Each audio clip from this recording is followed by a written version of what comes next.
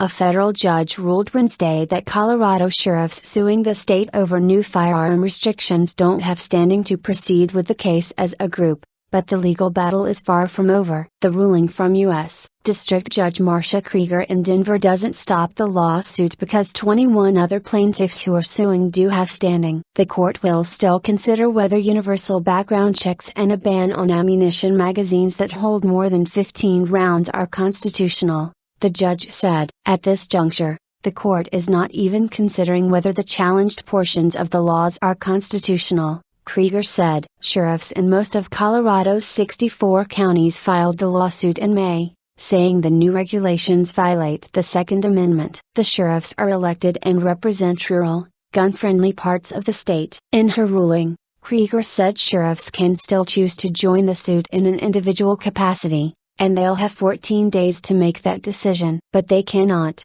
as a group, sue the state in their official capacities. If individual sheriffs wish to protect individual rights or interests, they may do so.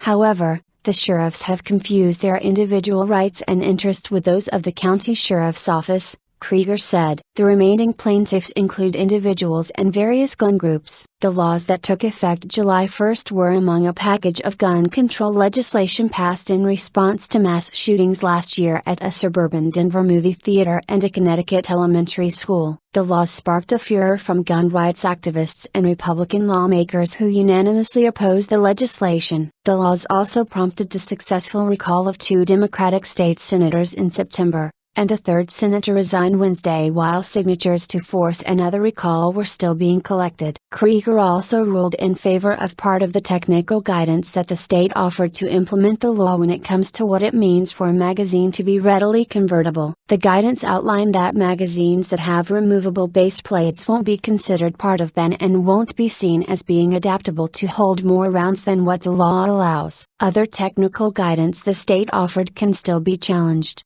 Krieger ruled. We are pleased that the court recognized that many of the plaintiffs had no standing to bring this case and that our interpretation of the law is proper, said Carolyn Tyler, a spokeswoman with the Colorado Attorney General's office, which is representing the state in the lawsuit. We hope to have the important constitutional question that remains resolved quickly and properly, Tyler said. Richard Westfall, one of the attorneys for the plaintiffs, said he was heartened that the judge will allow the sheriffs to participate in the lawsuit as individuals if they want. He also said he hopes the laws can still be overturned. The 2 laws are still subject to being challenged on constitutional grounds, Westfall said.